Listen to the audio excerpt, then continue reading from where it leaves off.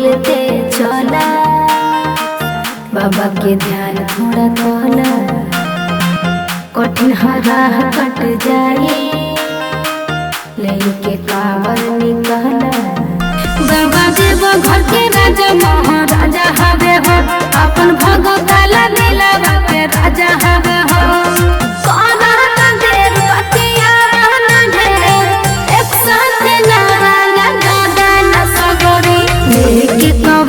चला बाबा के नगरी, सज गइल भोले बाबा के नगरी।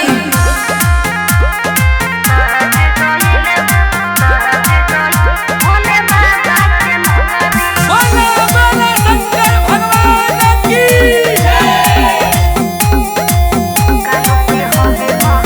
कालो के हवे महाकाल, सगरो बाई के भोकाल, छन भरे में पपियन के दिले घमंड निकाल। कहे रंजन